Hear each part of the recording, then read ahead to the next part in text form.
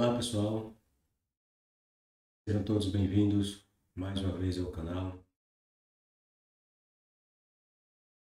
Deem seu like,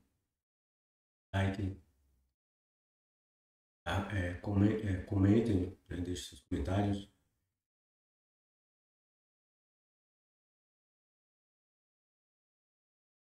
O assunto proposto no vídeo, deixe suas impressões e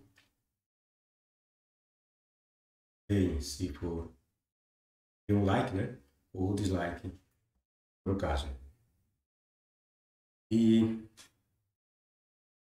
hoje, pessoal, nós vamos focar numa questão que eu chamo de provas que a Bíblia é uma farsa, provas de que Deus não existe, provas na Bíblia de que Deus não existe. Vocês vão ver aqui nesse vídeo outra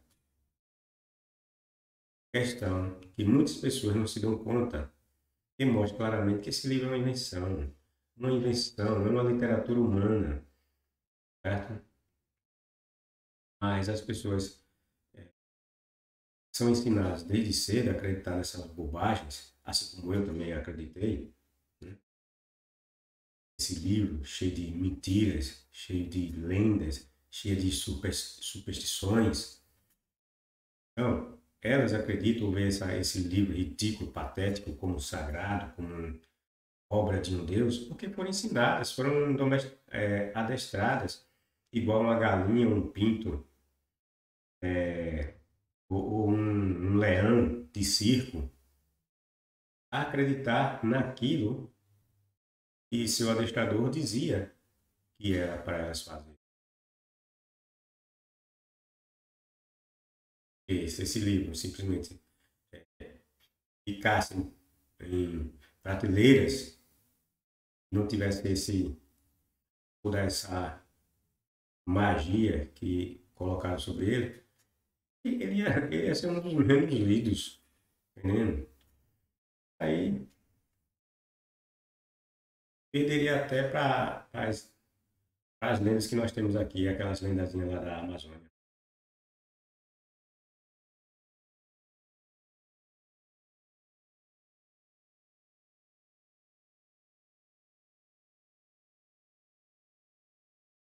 Vamos lá. Provas de que a Bíblia é uma farsa. Deus não existe. Os escritores hebreus liam pensamentos, pessoal. Vou mostrar para vocês diversos momentos aqui em que nós vamos perceber que até pensamentos esses escritores liam. Eles, em diferentes momentos, em poucas passagens aqui, né? Que são muitas. Vocês prestarem atenção, são inúmeras, né, esse tipo de passagem que nós vamos ver. Esses escritores dizendo ideias que só que se encontravam no mais íntimo da pessoa, de uma pessoa. Coisa impossível. Como é que pode você escrever num livro pensamentos e ideias que são minhas? Não existe isso, pessoal. Só em lenda, só em livros com esse viés de lenda, de ficção, que você vai encontrar escritores transcrevendo as ideias e os pensamentos que estavam na mente de outra pessoa. Só o professor Xavier e outros X-Men com poderes que lhes dão a capacidade de saber o que está passando na mente de outras pessoas,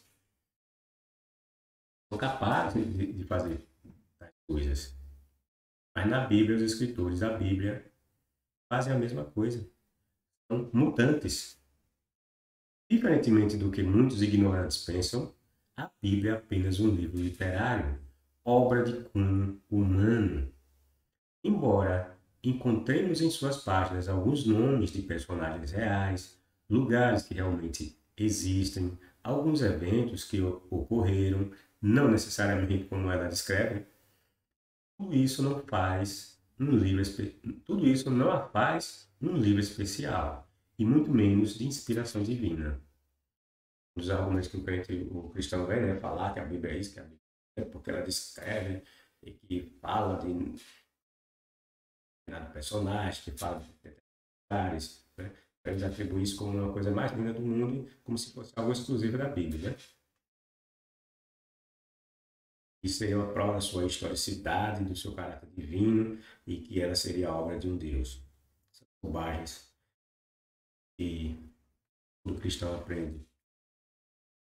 Bom, se a mera menção de lugares e pessoas do passado, desde desse o status de divino a algo, então muitos escritos dos gregos, egípcios e romanos deveriam ser vistos como divinamente inspirados. No interior desses escritos, encontramos tudo o que é encontrado na Bíblia, em especial ao que acabamos de mencionar. Se a mera existência ou preservação de uns contos através da história torna a Bíblia um livro especial, ou de caráter especial, divino, então o que dizer das pirâmides do Egito? Se a Bíblia é prova de que Yahvé existe, então não temos dúvidas de que Horus, Tote, Ísis e tantos outros deuses egípcios também existem, vez que nenhum outro povo deixou tão robusta prova de sua existência quanto os egípcios. Acredito que vocês já devem ter lido muitas revistas em quadrinhos, livros de ficção e romances. Nessas literaturas também encontramos menção de pessoas, de lugares reais e mesmo eventos que aconteceram, mas ainda assim isso não os torna especiais e que tudo em suas páginas sejam de fato a mais pura verdade. Outro detalhe que observamos nas literaturas acima é que normalmente seus narradores, as literaturas de ficção, né? É que seus narradores nos dizem o que está se passando na cabeça de suas personagens. Como tudo não passa de uma peça de ficção, então o narrador nos passa os pensamentos que em determinado momento de sua trama, suas personagens vão tendo. E aquilo que está na mente da personagem é aquilo que o narrador, o seu escritor, pretendeu que tivesse, né? Pretendeu que aquele pensamento estivesse. Daí ele passá-los dentro dos seus contos como que determinado personagem soubesse daquilo que estava na mente daquele outro. Certo? Só em histórias reais e cheias de invenções que vemos coisas do tipo acontecerem, pessoal.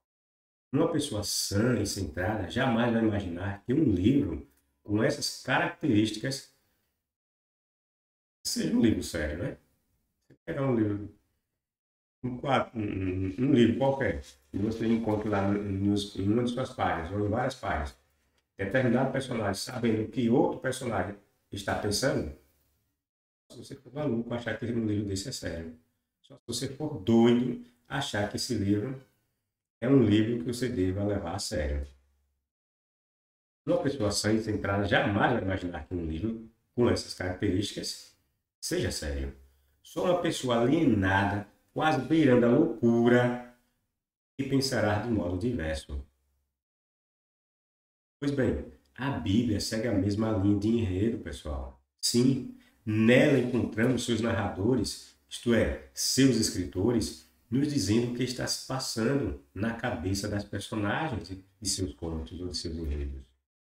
Os escritores bíblicos, por diversas vezes, vão nos dizer o que uma ou outra personagem fará ou o que ele estará pensando num dado momento. É incrível como as pessoas se deixam enganar por histórias tão mentirosas e infantis como as que encontramos na Bíblia. Vejamos algumas passagens que demonstram o que estamos a dizer. Ezequias disse a Isaías: a mensagem do Senhor que você transmitiu é boa. Veja que é Ezequias dizendo a Isaías, o profeta, né? Ezequias é o rei, Isaías é o profeta. Veja o que é que Ezequias disse a Isaías. A mensagem do Senhor que você, Isaías, transmitiu é boa, pois o rei, veja aqui, é a fala do narrador agora, viu? Ele transcreve a ideia de Ezequias para com o profeta Isaías. Quando ele diz, a mensagem do Senhor que você transmitiu é boa. Aqui é a fala de Ezequias. E agora é o narrador falando, veja, o narrador do conto. Pois o rei pensava, pelo menos haverá paz e segurança durante minha vida. Aqui, o escritor está transcrevendo o pensamento do rei. Veja que maluquice. Vocês, como é que vocês vão levar a sério um livro desse? Que o narrador transcreve o pensamento do rei quando estava falando com Isaías. Ezequias disse a Isaías, a mensagem do Senhor que você transmitiu é boa, pois o rei pensava, pelo menos haverá paz e segurança durante minha vida. O rei falou, expressou, né, verbalmente, quer dizer, proferiu essas palavras externamente, o profeta a conheceu, mas o profeta não sabia essa ideia que estava na mente de Ezequias, que é que nos é passada, ou nos é revelada pelo seu escritor, que é esta aqui, ó, pelo menos haverá paz e segurança durante minha vida. O rei estava pensando, quando falou aquelas palavras para Isaías, estava em sua mente isso, ó, pelo menos haverá paz e segurança durante minha vida. Veja que absurdo. Entenderam? Só em lendas, pessoal, isso acontece. O escritor saber o que está na mente ou ele transcrever, né, o que está na mente de uma das personagens. O narrador do livro de Reis está nos dizendo o que está se passando pela cabeça do rei Ezequias quando ele recebeu a mensagem do profeta Isaías. Vejam que absurdo. Só em livros de contos que encontramos narradores descrevendo os pensamentos de pessoas. Mas continuamos analisando outras passagens bíblicas. São muitas. Se saírem lendo a Bíblia, vocês vão encontrar diversas bobagens desse tipo. O Gênesis mesmo, logo no início, né? O escritor diz o que está na cabeça de Deus. Maluquice. Saul não disse nada sobre isso naquele dia, pois pensou, deve ter acontecido algo que deixou Davi cerimonialmente impuro. 1 Samuel 20, 26. Veja, Saul disse nada sobre isso naquele dia, pois pensou, deve ter acontecido algo que deixou Davi cerimonialmente impuro. O escritor, aqui de novo, nos transmite a ideia que está se passando na cabeça do rei Saul. Entenderam?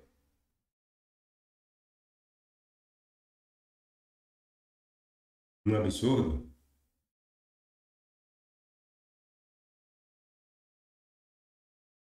Novamente, o narrador, o escritor, nos diz que o que está se passando na cabeça de um dos personagens, nesse caso, o rei Saul. E sabemos que isso é impossível de acontecer se esse relato fosse de fato real. Ninguém consegue imaginar o que se encontra na mente de outras pessoas. A menos que ela conte, né? Em um escrito sério, jamais o escritor vai nos dizer o que está se passando na mente de uma personagem, a não ser que esta o tenha expressado publicamente. Estão vendo o quanto esse livro é risível, patético, coisa espantosa, pensou ele. Veja, coisa espantosa, pensou ele. Ele diz, pensou, ele está dizendo o pensamento de algo que está na mente da pessoa, está entendendo? Porque o fogo não consome o arbusto. Preciso ver isso de perto. Êxodo 3:3. Escritor, por sinal é Moisés, né? Está escrevendo o que é que ele estava pensando naquele momento. Passou para esse livro patético de nome Bíblia.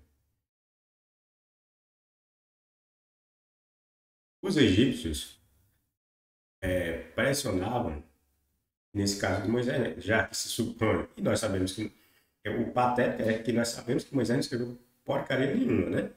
Certo? Então, quando ele escreveu o escritor do livro do Êxodo escreveu essa bobagem aí, e seria pensamento de Moisés, como nós sabemos que Moisés não escreveu porra nenhuma, então fica evidente que o escritor está escrevendo pensamentos de pessoas.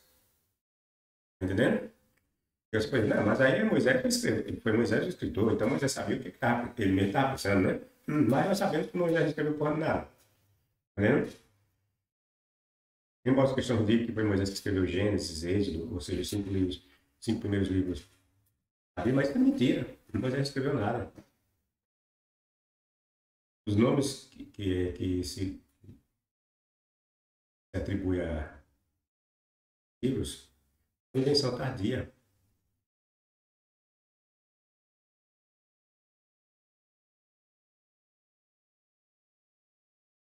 Bom, as narrativas do Êxodo, as narrativas, deixa eu ver aqui.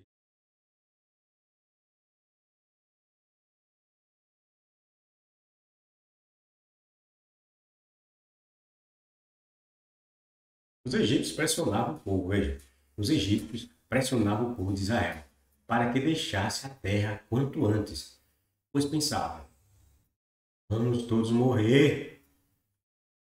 O narrador aqui, de novo, transcreve o que o povo, os egípcios, estavam pensando no momento em que os hebreus estavam partindo, né? Quando aconteceu a matança toda lá dos primogênitos, né? Então, o escritor aqui está nos passando a ideia dos pensamentos dos egípcios no momento que os hebreus estavam partindo. Veja, vamos todos morrer.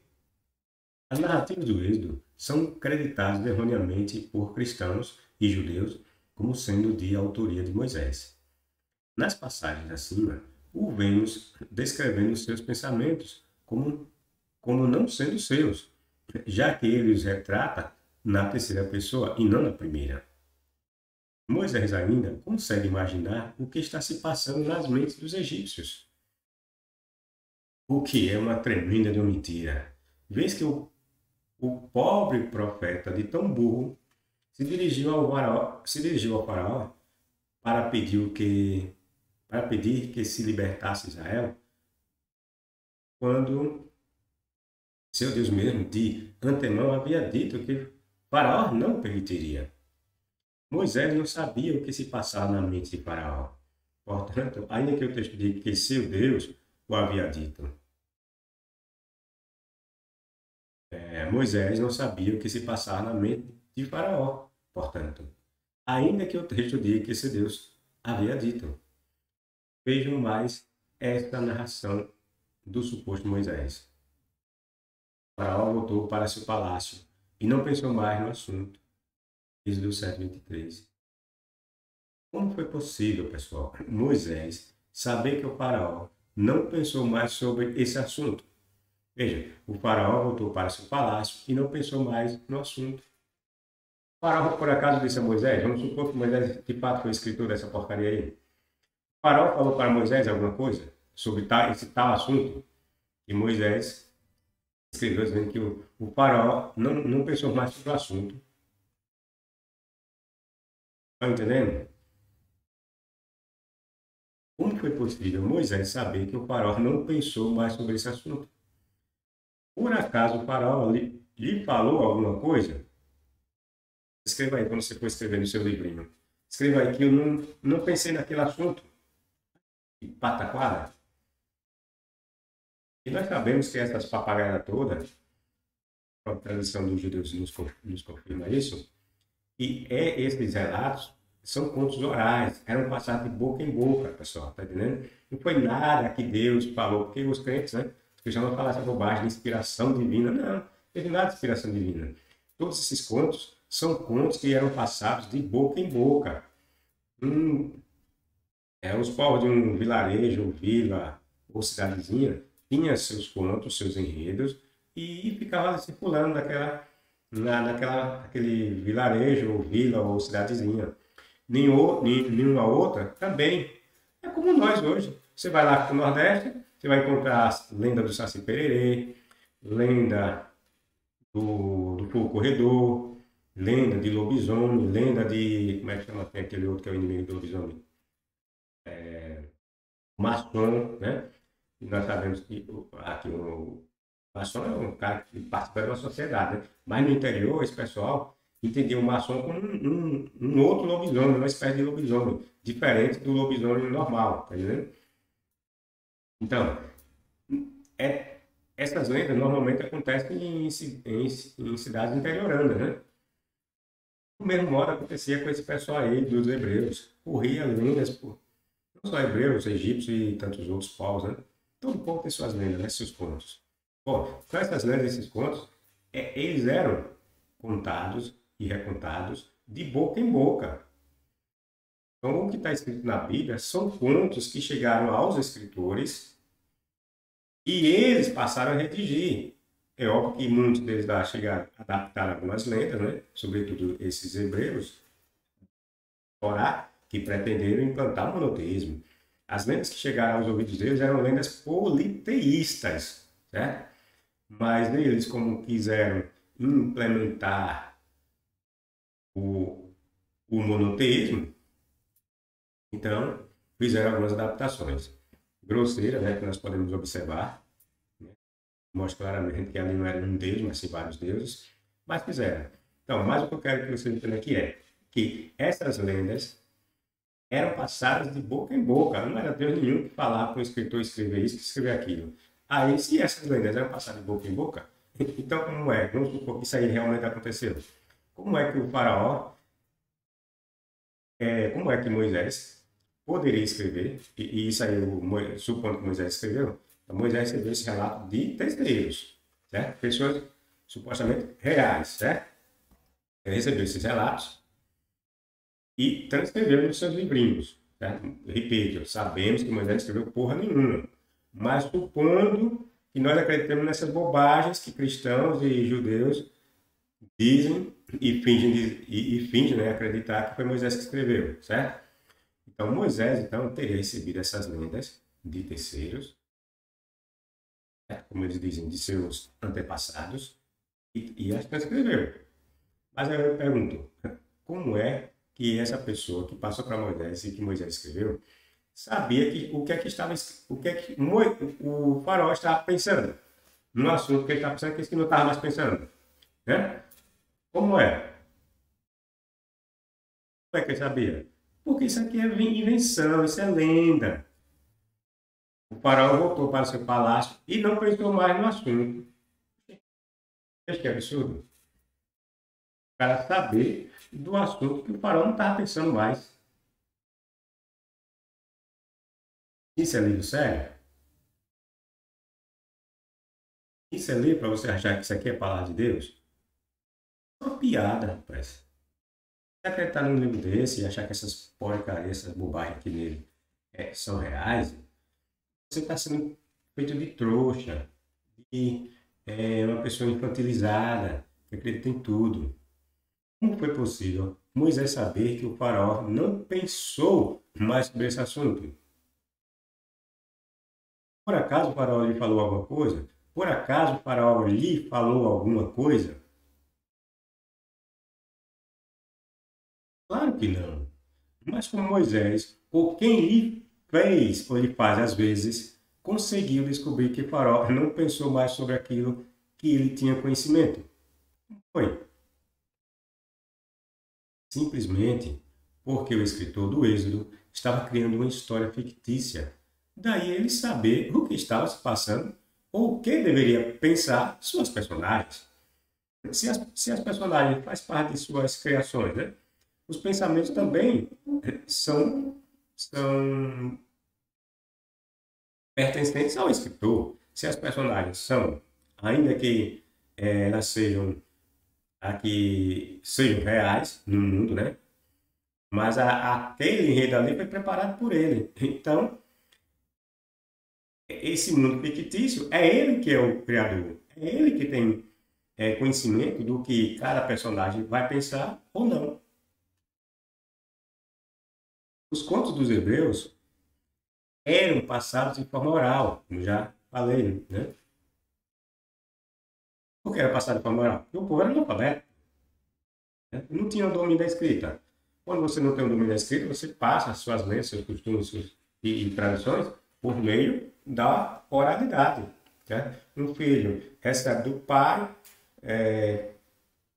e um filho recebe determinado costume, lendas e tradições do seu pai, esse filho passa para o seu filho e assim vai. Por quê? Ele não vão escrever nada, deixar nada escrito.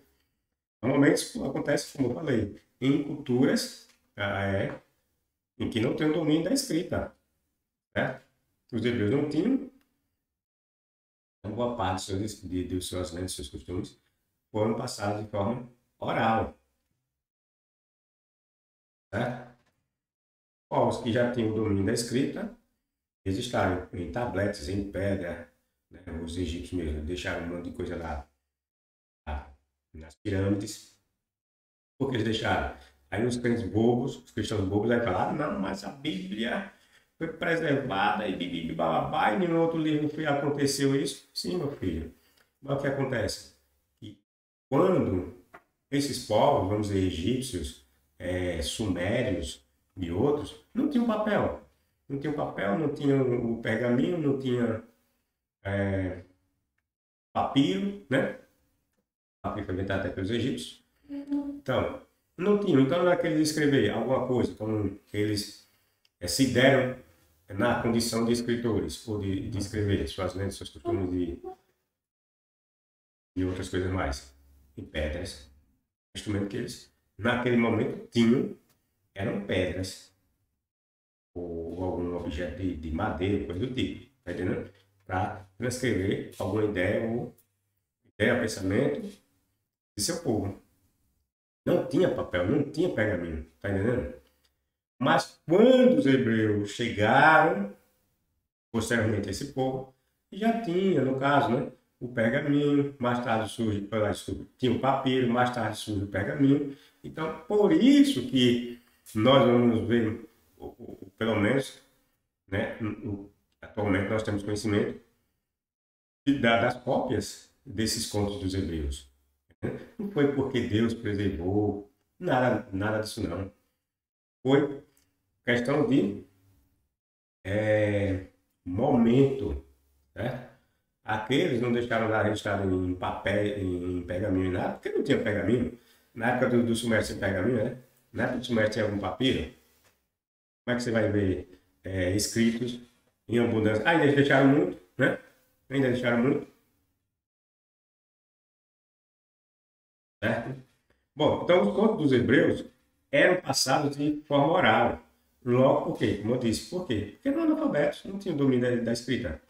Depois que eles passam a ter domínio.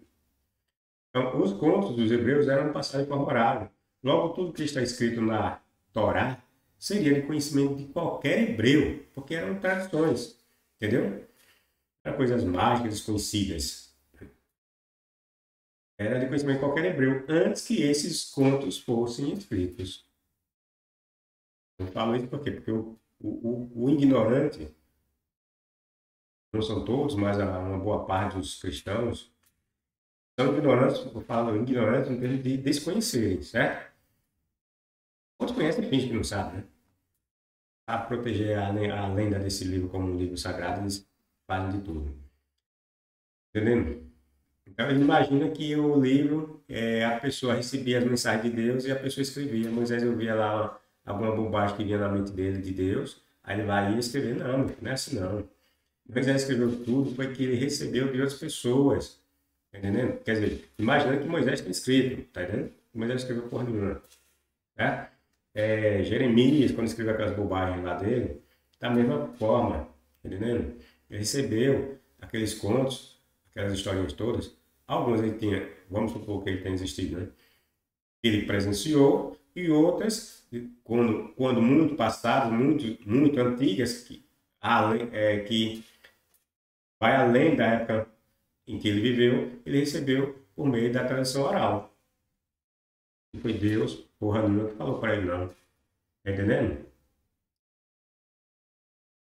Deus falasse alguma coisa para ele, não tinha tanta mentira, tanta bobagem nesse livro. Tem tanta contradição. Mas ele recebeu foi traduções de várias pessoas, de várias fontes. Daí veio encontrarmos diversos relatos de diferentes. É um mesmo, vamos dizer, um mesmo conto, tendo dois enredos diferentes, certo? Quando não contraditórios. Então, e mesmo ideias, né? Que não bate com todo o contexto do livro. Por exemplo, a Bíblia tenta pregar o monoteísmo, mas o monoteísmo, quando você vai analisar, não existe na Bíblia. O monoteísmo é inventado. Né? Então, como foi que os hebreus souberam o pensamento do faraó? O faraó, por acaso, contou aos hebreus esse assunto de puro íntimo antes de morrer afogado nas águas do mar vermelho ou do mar de Junco? Porque, como nós falamos, né? O texto diz que o faraó não pensou mais no assunto. Mas, por acaso, o faraó, antes de morrer afogado lá no mar vermelho, ele contou para algum hebreu, para que o hebreu passasse para outro hebreu e assim por diante. E quando Moisés inventasse de escrever esse livro, ele passasse para Moisés como fonte oral? Claro que não, pessoal. Mas por que quem escreveu essa lenda aí sabia que o faraó não pensou mais no assunto? Porque isso aí é conto, invenção. Essas passagens exílicas nos mostram o quanto a Bíblia é fantasiosa, pois Moisés sequer conseguia saber o que se passava na mente do faraó. Tanto que por diversas vezes, eu já falei, né, anteriormente, estou aqui, sequer conseguia saber o que se passava na mente do faraó. Tanto que por diversas vezes pensava ele que o faraó deixaria Israel e ir embora, e não deixava. Né? Ele não sabia, não lia pensamento. Ele lesse pensamento sabia que o faraó, por diversas vezes, diversos momentos, ia voltar atrás. Mas Moisés ia lá, ameaçava o faraó com uma pragazinha. Aí o faraó, quando viu o bicho pegar, dizia: Moisés, tira a praga. Eu me arrependi, Moisés. Peça aí pro seu Deus, Moisés. Aí Moisés boboca, o Deus também idiota, acreditava, né? Aí ia lá tirar a praga. E no outro dia o faraó botava para lascar de novo com os hebreus. Aí Moisés ia e ameaçava de novo. Aí o faraó dizia que ia se arrepender. Aí Moisés ia tirar a praga. Ou seja, Moisés não sabia porra nenhuma do pensamento do faraó. Tá entendendo? Então quando você vê dizendo que ele escreveu os pensamentos, fala, isso é mentira, pessoal, isso é lenda, tá entendendo? O Deus hebreu também é outro idiota. Não existe, tá entendendo? E se ele soubesse, ele ia estar com essa papagaiada do faraó. Diz uma coisa, aí amanhã ele tira a praga, aí o faraó volta de novo, aí ele vai e ameaça de novo. Aí dizem, mas eu sei que o faraó vai endurecer seu coração, não vai mandar fogo Israel. Então por que mandava o Moisés fazer essa peregrinação em vão? É um idiota. Está repetindo, ameaçando uma pessoa que pretende não deixar os hebreus ir embora. Tá sério? Isso é livro sério? Isso é livro de piada. Moisés, portanto, não era nenhum professor Xavier, e muito menos de inspiração. Ele dizia o que estava se passando nas mentes daquelas pessoas para que depois pudesse pôr num pergaminho seus pensamentos. Moisés era um Xavier, era um mutante dos X-Men. Só pessoas tolas e desinformadas que pensam dessa forma. São pessoas vendidas e alienadas, pessoas que vivem como que fora da realidade, leem histórias como essas e imaginam estar diante de um livro sério. Passada a indignação de Xerxes, que é um rei persa, né? Ele começou a pensar em Vasti, naquilo que ela havia feito e no decreto que ele havia publicado. Esther 2:1. Veja que absurdo. O escritor de Esther diz que está passando na cabeça do rei Xerxes. Ele estava pensando na rainha Vasti. Como é que ele sabia que e o escritor não está no local.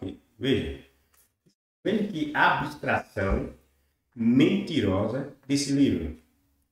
O escritor aqui, que atribui a tradição a... Uns dizem que é Esté, outros dizem que é o tal do Paradox que criou ela, né? Esqueci o nome dele. Então, cara é uma pessoa à parte da relação desse rei. Então, como é que ele sabia, naquele momento, que o rei está... E veja que Esté não está nem nesse momento aí, porque a tal da Esté é a hebreia que vai virar rainha, né? O rei vai meter a chibata nela e ela vai virar... É uma das concubinas, né, do rei, né? A Esté. E os cristãos tentam dizer que o rei não comeu ela, mas o rei comeu ela antes de virar a tal da rainha. Ela era concubina. Qual é a concubina que o rei não comeu? Né? Não comia. Só na cabeça de ignorantes que acharam que o rei só comeu ela depois que casou com ela. Né? Bom, então, aqui o tal do Xerxes está no ambiente exclusivo dele, pessoal. Esse escritor não está no ambiente do rei Xerxes. Então, como é que ele escreve no momento íntimo do rei e, mais ainda, escreve o que o rei está pensando? O rei estava pensando na rainha Vasta. Veja que absurdo. Você leva a sério um livro desse? Um livro patético desse? Em que os escritores ficam adivinhando, escrevendo situações que ele nem está presente e nem tinha como estar naquele ambiente, que é aquela pessoa que ele está descrevendo os pensamentos. Um absurdo, pessoal. E entrando Ramã, o rei lhe disse: que se fará ao homem de cuja honra o rei se agrada? Ele perguntou, né? Aí, quando entrou esse Ramã, o rei perguntou a ele: né? O que é que se fará ao homem de cuja honra o rei se agrada? Então Ramã disse no seu coração. Veja, pessoal. Ramã disse no seu coração. O que isso significa dizer, pessoal? É dizer no coração, no seu íntimo. Ramã pensou. Está entendendo? Ramã pensou. Veja, o escritor vai dizer o que é que esse tal desse Ramã estava pensando no momento em que o rei expressou essa pergunta. O que se fará ao homem de cuja honra o rei se agradou, Ramã? O rei perguntou para Ramã, né? Ramã, aí Ramã começou a pensar no seu íntimo, ou seja, no seu coração. Veja o que foi que ele pensou. Quem se agradará ao rei para lhe fazer honra mais do que a mim? Pelo que disse Ramã ao rei: homem de cuja honra o rei se agrada, traga o vestido real de que o rei se costuma vestir. Monte também o cavalo em que o rei costuma andar montado, e ponha-se-lhe a coroa real na sua cabeça. E entregue-se o vestido e o cavalo à mão dos príncipes do rei, dos maiores senhores, e vistam dele aquele homem de cuja honra se agrada. E levem-no a cavalos pelas ruas da cidade, e apregou-se diante dele. Assim se fará o homem de cuja honra o rei se agrada. Veja, a passagem nos diz que o rei fez uma pergunta a Ramã. Ramã começou a pensar, imaginou que era ele, né? Que o rei estava querendo honrar a pessoa, né? E o rei se agradou. Aí perguntou a esse camarada, né? Que era um dos conselheiros do rei, né? O rei perguntou: o que é que eu devo fazer para com alguém que me agrada? Né? Ele me agrada. O Ramã, achando que era ele, que era o cara que estava diante do rei, né? Ele vai dizer que certamente essa pessoa sou eu, né? Aí ele, pensando que seria ele, né? Aí começou a dizer, sugerir para o rei dizer para essa pessoa que o rei tinha bons olhos, faz esse monte de benesses. Pôr a coroa na cabeça dele, mandar ele vestir um dos melhores vestimentas do rei, subir no cavalo e passear pela cidade e o rei exclamar: isso é o que acontece com o rei se agrada. Né? Ou seja, em suma, pessoal, o que é que eu quero dizer? O texto nos diz que o escritor sabia o que estava na cabeça de Ramã quando o rei fez aquela pergunta. Veja que absurdo, você acha razoável um escrito sério, o escritor dizer ou descrever os pensamentos de uma pessoa? Como é possível a pessoa escrever os pensamentos de outra pessoa? Sobretudo, como eu já disse, essas lendas aqui da Bíblia são escritas passadas de boca em boca. Não foi nenhuma divindade que botou na cabeça e disse para ele os pensamentos que estavam passando na cabeça daquela pessoa. Está entendendo? Para ele escrever. Não, são relatos que vêm de forma oral. Então, como não é que essa pessoa que escreveu o livro de Esther sabia? E não tem nenhum hebreu nesse momento aí, pessoal. Veja que absurdo. É uma relação pessoal entre o rei e um dos seus serviçais. O escritor vem, faz essa narrativa ridícula, patética, dizendo o que estava passando na cabeça desse serviçal do rei quando o rei fez essa determinada pergunta. Acorde. Isso é lenda. A mentira dessa história começa pelo fato de se atribuir a autoria desse livro a uma mulher, né? O livro leva o nome de Esther. Uma mentira, elas, né? Isso é uma mentira. Já quando se atribui o livro o nome de uma mulher, você já vê que esse livro não pode ser levado a sério. Por quê? Porque naquela época não dava valor à mulher, pessoal. A cultura hebreia era extremamente contra a mulher. A mulher, se vocês lerem, né? Vocês lerem, eu já botei até aqui, eu tenho vários vídeos mostrando. Eles tinham até ditados que era melhor você nascer qualquer coisa, menos mulher. Aí o judeu muçulmano diz que a maior, e dizem que eles até copiaram esse ditado, foi lá dos gregos, né? Então, ele dizia que era uma honra, e graças a Deus, dava graças a Deus que tinha nascido homem e não tinha nascido mulher. Você pode olhar nos dois vídeos meus que eu falo, diversos ditados que corriam na boca desse povo. Fora os textos que vocês veem, vocês mesmos têm conhecimento de como a mulher hebreia era tratada na cultura dos hebreus,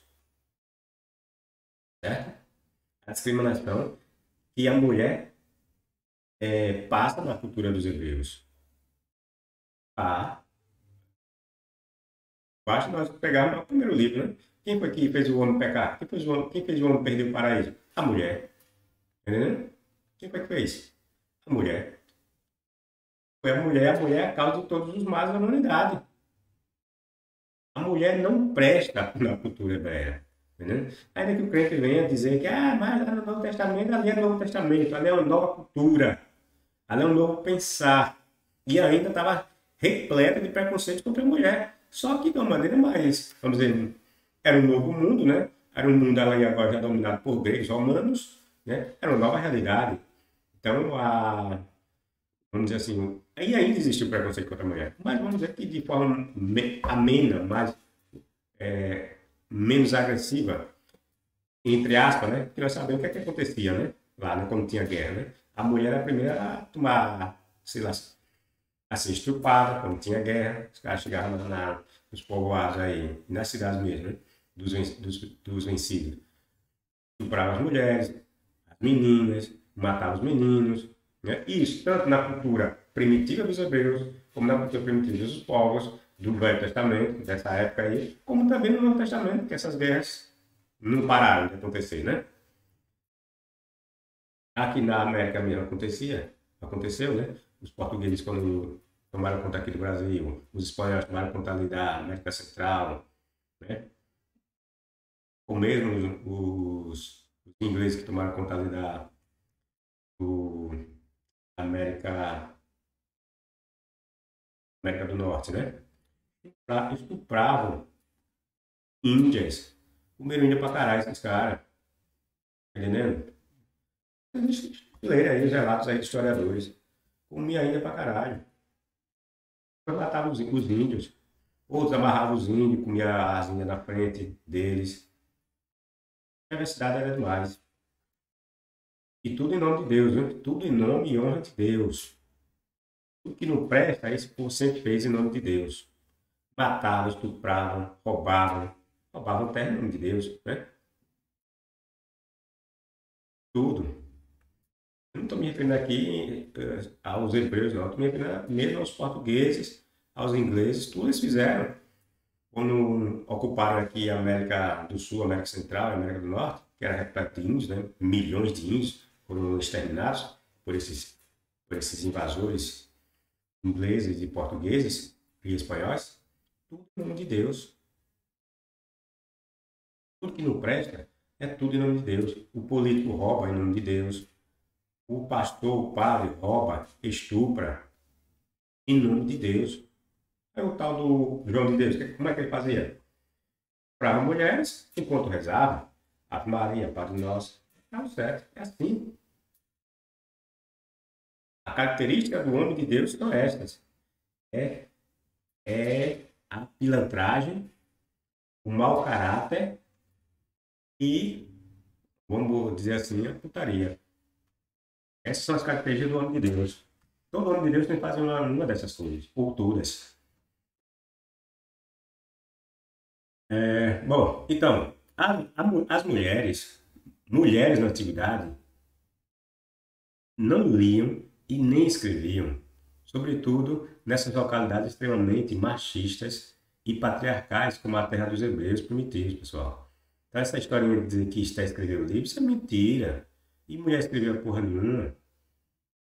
A mulher não tinha nem direito nem de ler. Veja que a mulher, no século, até pouco antes do nosso século, século XX, século XIX, a mulher não tinha direito a ler, a mulher não tinha direito a voto, a mulher não tinha direito a porra nenhuma. Algumas exceções aconteciam por força da valentia de alguma dessas mulheres, né, que peitava o sistema. A mulher, se ela não fosse à luta, era para estar hoje só no fogão, esperando o homem na cama. Não é assim que pensava? Eu só servia para os afazeres de casa, cuidar da casa, servir ao marido e cuidar dos filhos. Era assim. Agora, isso ainda não tão distante da nossa época. Agora você imagina, num tempo de hebreus, lá que eles roubavam, matavam pessoas para tomar terra. Você acha que mulher tem direito nenhum? Você acha que mulher é tratada como uma mulher hoje é tratada? Só na cabeça de ignorantes, né? Aí veio dizer que esse livrinho aqui foi escrito por Esther, ou outros que levam o nome. Aí eles apontam, tá vendo tá vendo que a Bíblia não é racista, a Bíblia não é misógina, porque tem livros que foram mulheres que escreveram. Quem foi que disse isso? Eu, quem inventou essa mentirada toda foi os autores desse livro que atribuíram a ela, né? É?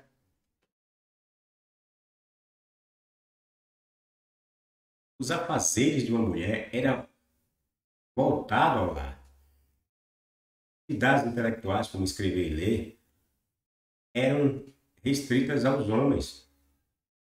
Quando vê na literatura dos hebreus, dos muçulmanos, a mulher não podia ler, não podia aprender a ler. Por quê? Porque eles têm a ideia de que a mulher é frágil, que a mulher está mais propensa ao erro, tá entendendo? Então a mulher não pode ler, não pode aprender a ler, ela não pode ensinar a Torá, ela não pode ensinar o Alcorão. Que a mulher foi ela que fez o mundo se perder, pessoal. Então eles, no ambiente deles, eles primam por essas coisas, esse preconceito contra a mulher. Certo?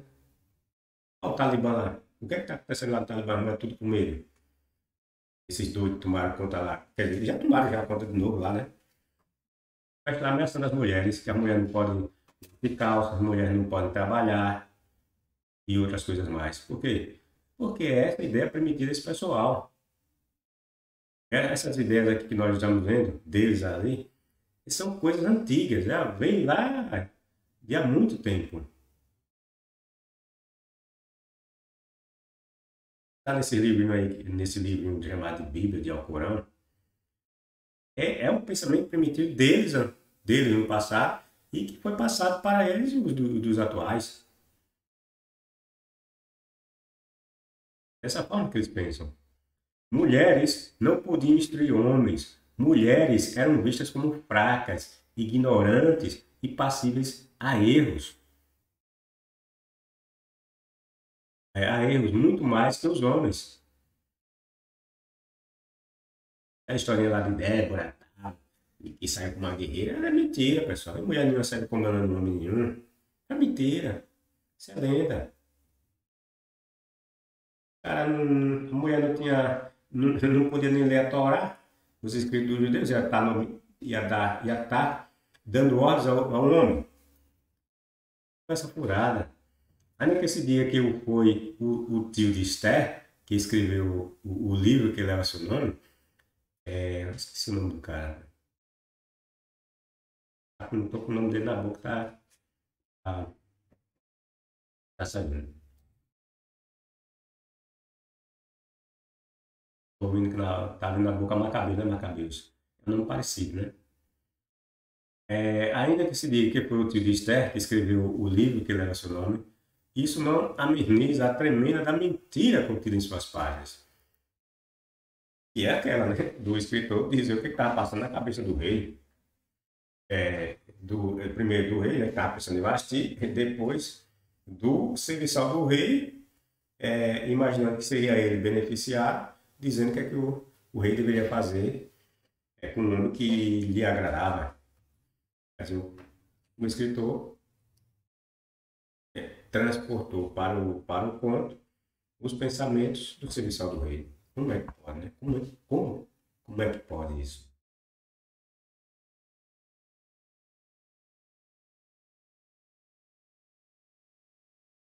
Um escritor narrando pensamentos de outras pessoas. Um medíocre escritor nos revela que o rei persa, ao destituir sua esposa da posição de rainha, que é aquela história de Vasti, né? É o conto de Esté, que o rei no raio dessa tal dessa rainha Vasti, porque ela desobedeceu a ele, mandou determinou uma coisa, essa rainha não fez, tal, o rei cismou e não queria mais essa rainha, e pegou, mandou escolher um monte de concubina, de mulheres, as mulheres tomaram banho, pintaram o sexo e se apresentaram. Aí, essas mulheres foram desfilar lá pro rei, o rei olhou para a Esté, achou a Esté mais gostosa, breia, aí o rei deu uma trepada com ela, o rei não sabia nem de que terra era, veja que mentira. Né? Depois come ela, pinta o sexo e tal, transforma ela em rainha e descobre que ela é breia. Fala sério. E o rei ia pegar uma hebreia e ia colocar na posição de rainha. Fizeram fazer era acordos comerciais com povos, ia pegar uma escrava, que os hebreus eram escravos dos persas, né? Ia pegar uma escrava e colocar na posição de rainha. Podia pegar uma escrava e colocar na posição de concubina, agora de rainha não. De maneira nenhuma. Só aí você vê a mentirada desse livro. Não precisa ir muito à frente, não. Ou procurar muito para você ver a mentira desse livro. Isso é uma mentira descarada. Qual a vantagem de ter uma escrava hebreia sentada no trono do rei, pessoal? Esse pessoal viam em tudo vantagens. Quando iam casar, pegar uma mulher de outras terras. Olha o safado do rei Davi, do Salomão. Pegar onde? Vê se ele pegou alguma hebreia. Vou botar na posição de rainha. Diz a mentira lá que pegou Batseba, né? Depois, né? Mas tinha várias outras mulheres. E o Salomão mesmo pegou. Diz a lenda, né? Que pegou a filha do faraó, né? Pegou a filha de reis amonitas, moabitas, esse por diante. Lá diz o quê? Que tinha não sei quantas mulheres princesas. Tá vendo? E os reis pegavam, faziam acordos comerciais. Ele ia pegar uma mulher escrava para botar no seu trono. Salomão fez isso por acaso? Davi fez isso por acaso? Aí o chefe do Persa, dominando o mundo inteiro, ia pegar uma escrava hebreia. Pai, qual a expressão, qual o poder, né, expressivo tinha um hebreu naquela época? Me diga. Ele colocar uma hebreia no trono. E ele está num livro esse, tem nem pé nem cabeça esse livro. Um escritor narrando pensamentos de outras pessoas. O medíocre escritor nos revela que o rei Persa, ao destituir sua esposa da posição de rainha, teria ficado a imaginar sobre essa questão. Veja, cara, como foi possível isso? Fica muito fácil de se concluir a razão não? O enredo foi montado pelo escritor. É ele que diz o que será dito ou mesmo pensado por suas personagens. No segundo fragmento de texto do mentiroso livro de Esther, vemos um dos inimigos do povo hebreu, na época em que ele estava sob o domínio dos reis persas, tramando contra a existência desse povo, os hebreus, né? Porque estava esse Ramã, que era inimigo lá dos hebreus, que queria arrombar com os hebreus, certo? Bom, esse Ramã é morto depois daquela parada lá. Ele tenta, ele ter achado, né, que o rei seria e faria boas coisas, que achar que o homem que o rei estava, que o rei achava que agradava era ele. Aí diz que depois é descoberta a trama desse Ramã e ele é morto, certo? Bom, esse Ramã é morto, então se pergunte, como foi que um escritor hebreu soube o que estava se passando na mente de Ramã horas antes de ser morto, e ele não disse nada a hebreu algum? O Ramã era inimigo dos hebreus, ele não chegou lá e foi falar essas coisas, né? Eu estive lá no rei, eu pensei isso, que o rei ia fazer isso comigo, mas o rei não fez nada disso comigo. Ai, fala sério. E aqui são os pensamentos da mente de Ramã. Ramã era inimigo dos hebreus. Ramã, por acaso, saiu contando para os hebreus? Os hebreus mais tarde passaram essa lenda, né? Para um e para outro, e por fim chegar nas mãos desse escritor do livro de Esther. É muito tolo, né? Acreditar nessas bobagens, né? Enforcaram, pois, a Ramã na forca. Enforcaram, pois, a Ramã na forca que ele tinha preparado para Mardoqueu. Que, como eu falei, né, esse Ramã, que era inimigo dos hebreus, que, e, e começou a tramar, né, diversas armadilhas para os hebreus. E é o Mardoqueu que está escrito, né? O Mardoqueu que é o tal do tio de Esther, criou a tal da Esther. Bom, enforcaram, pois, a Ramã, pôs a forca. Enforcaram, pois, a Ramã na forca que ele tinha preparado para Mardoqueu. Então o furor do rei se aplacou.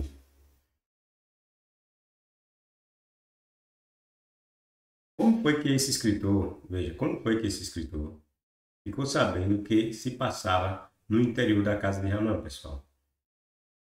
Como foi? Não tinha nenhum hebreu lá dentro da casa de Ramã. Como foi que ele ficou sabendo dos detalhes que estavam acontecendo na casa de Ramã? Após isso, Mardoqueu voltou para o seu trabalho, mas Ramã correu para casa. Veja, após isso, Mardoqueu voltou para o seu trabalho. Isso aqui é antes de Ramã ser morto, certo? Após isso, Mardoqueu voltou para o seu trabalho, mas Ramã correu para sua casa, profundamente humilhado. Isso aqui está se referindo àquela situação que ele imaginou que era ele que seria beneficiado com os presentes do rei, só que não foi ele. Foi esse tal desse Mardoqueu que foi beneficiado, que era judeu, era hebreu, certo? Aí por isso que aqui essa passagem está dizendo que o Ramã voltou para casa profundamente humilhado. Por quê? Porque aquele que estava pretendendo matar, que era o judeu Mardoqueu, foi recebido com as honras do rei, e não ele, que ele achava que seria, né? Daí, essa passagem para lá que ele para casa profundamente humilhado. Bom, quando contou a mulher, quem Ramã, né? Quando Ramã contou à mulher, aos amigos, o que acontecera, disseram-lhe: se Mardoqueu é judeu, nunca conseguirás nada contra ele. Continuar a lutar contra ele pode ser-te fatal. Veja, pessoal, isso aqui está sendo ambientado, essa conversa, né, de Ramã, a mulher e seus amigos. Então, é uma conversa de foro íntimo. É uma coisa que não tinha um terceiro infiltrado, e um terceiro hebreu, né, infiltrado aqui, para ficar sabendo dessa conversa íntima que houve entre Ramã, sua mulher, seus amigos, em que foi dito que o Ramã era perder tempo, ele estava perseguindo o Mardoqueu porque ele era judeu.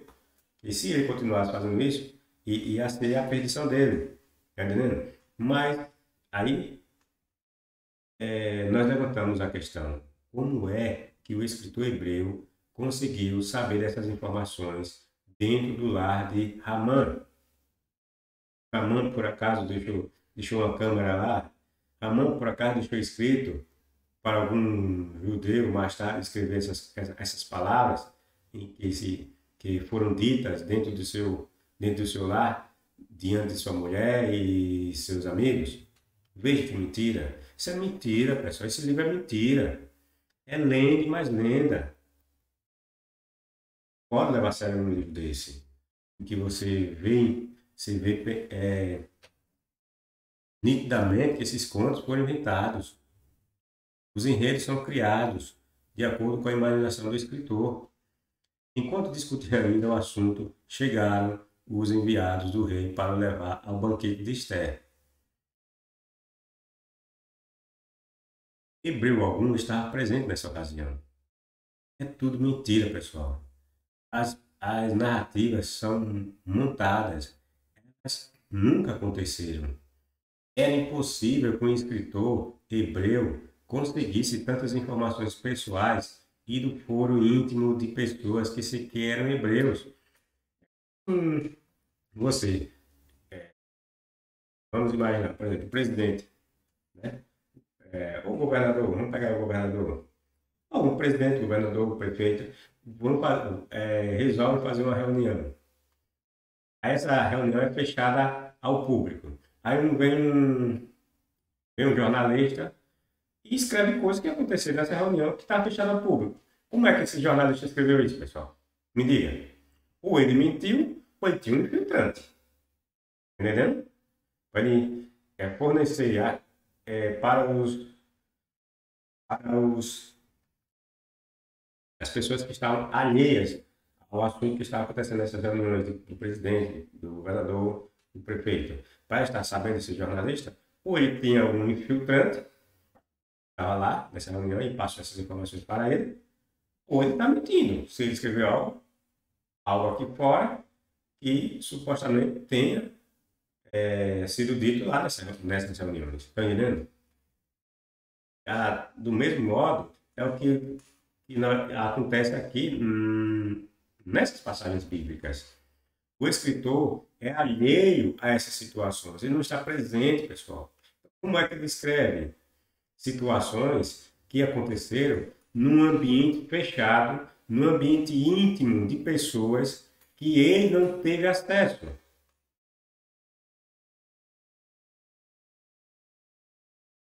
Ele é algum Chico Xavier? Ele é algum professor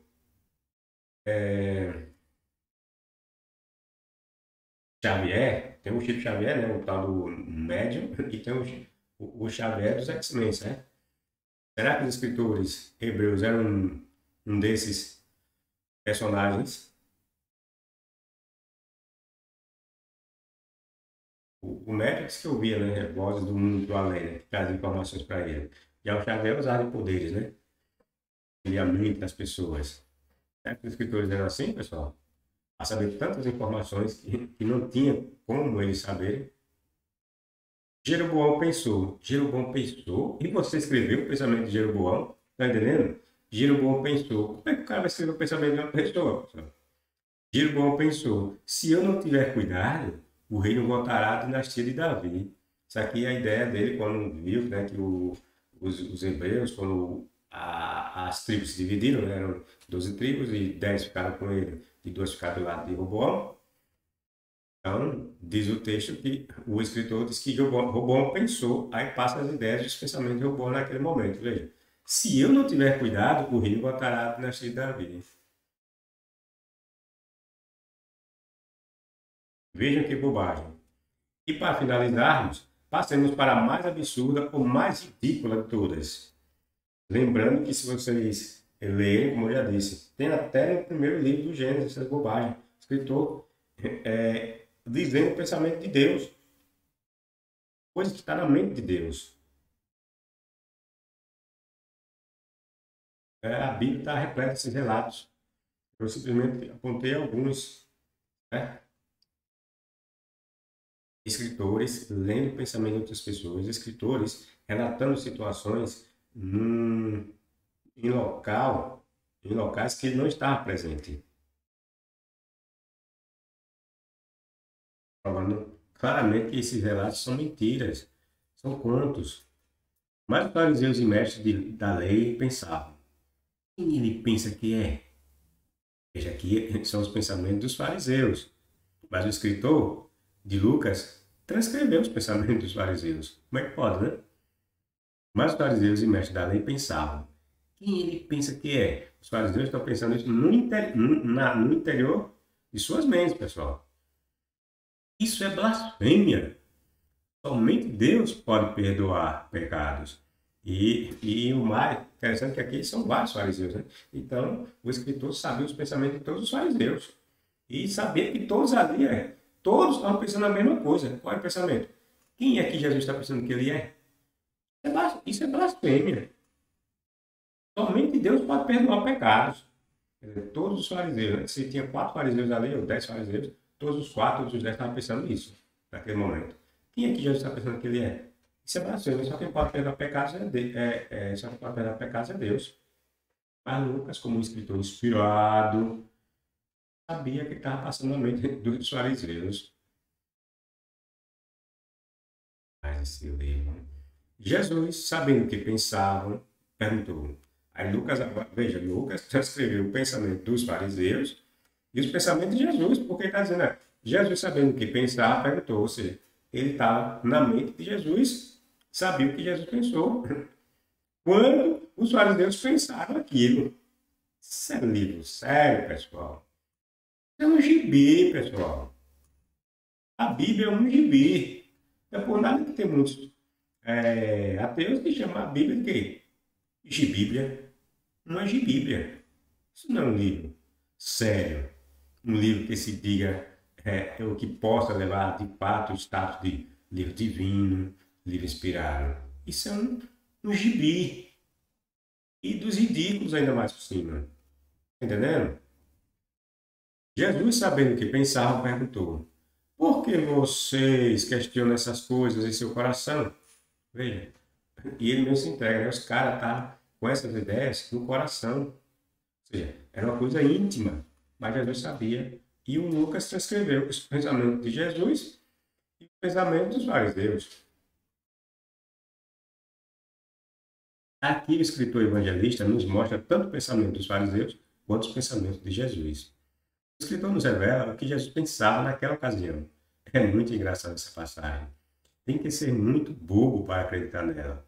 E por quê? Primeiro, pelos motivos que já dissemos ou apresentamos. E segundo, porque o escritor diz que Jesus sabe o que os fariseus pensavam.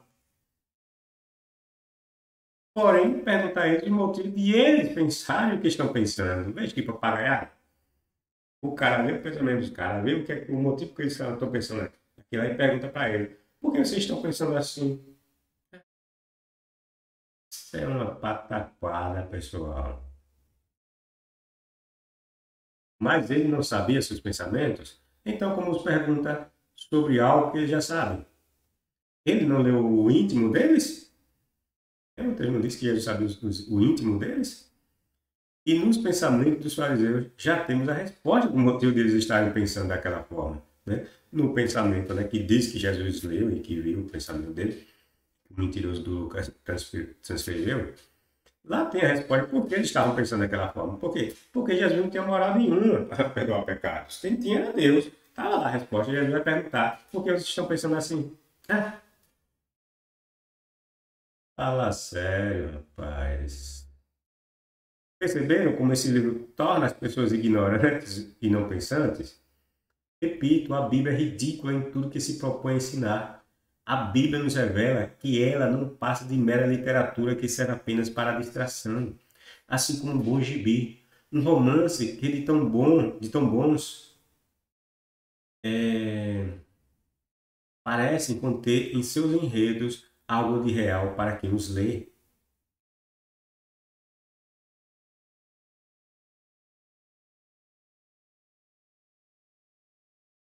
O estilo literário contido na Bíblia segue o padrão infantil, primitivo e mesmo idiotizado da época, pessoal. Essas bobagens de escritor transcrever em suas obras os pensamentos de determinado personagem não é exclusivo da Bíblia, é exclusivo da época. Você vai pegar outros relatos de outros escritores, né? Você vai ver a mesma coisa, outros escritores falando de pensamentos de pessoas e de situações que ele não poderia saber naquela ocasião. Né? O mesmo estilo, descrevendo o pensamento, descrevendo situações que aconteceram em determinado lugar onde ele não estava. Também está presente em outras literaturas anteriores mesmo à dos hebreus. Por quê? Porque os hebreus não criaram nada, não inovaram nada, eles simplesmente o, seguia o andar da carruagem da época. Entendeu? O pessoal nessa cachaça que bosta era bom para comer, esses hebreus também iam comer. Tá entendendo? Eles simplesmente seguiam o que os outros povos achavam como certo ou errado. Tá entendendo? A maneira como eles escreviam, a maneira como eles transcreviam as suas lendas, seus contos, não era diferente da dos outros povos. Acho, como eu já vi, como eu já falei em outros vídeos meus, e já publiquei, lá na Pedra Moabita, você vai ver o estilo literário dos Moabitas. É o mesmo estilo que os hebreus vão, vão imprimir nos seus contos, nos contos de Moisés, de Josué e da conquista da terra da promessa. É o mesmo estilo, pessoal. Por quê? Porque esse pessoal não inventou nada, entendeu?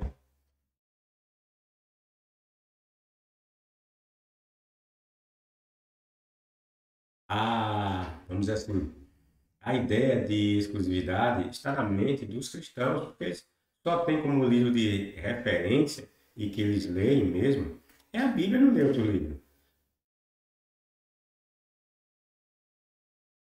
Então, fonte de conhecimento que eles têm é a Bíblia.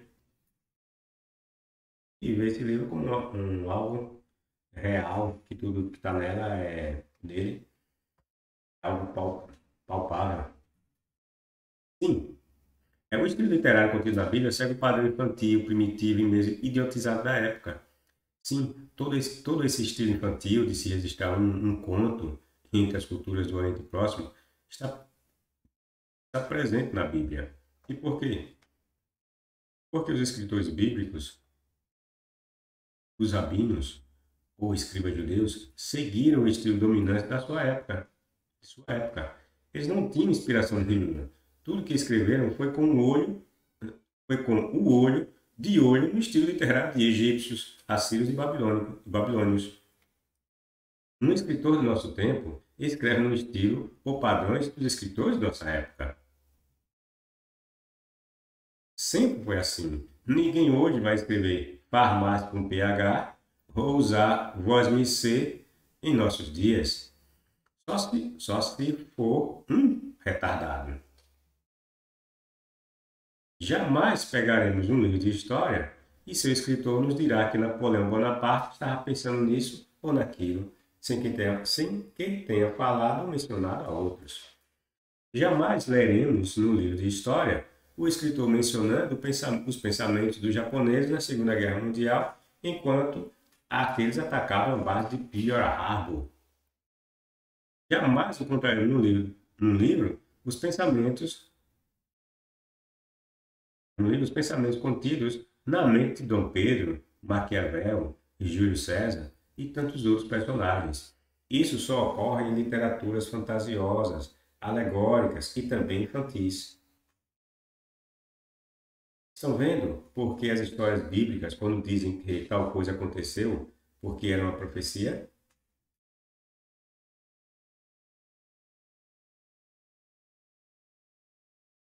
Estão vendo porque os escritores colocaram em seus contos que Yahvé fazia, o que Yahvé havia previsto que Ciro os libertaria?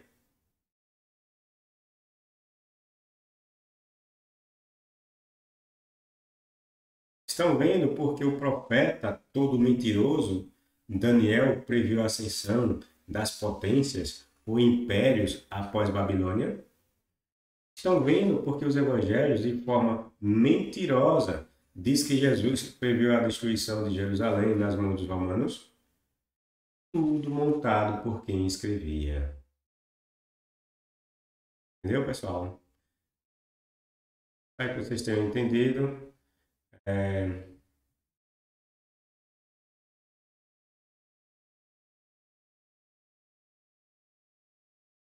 Então, deem seu like, seu dislike, compartilhe o canal o máximo que vocês puderem e,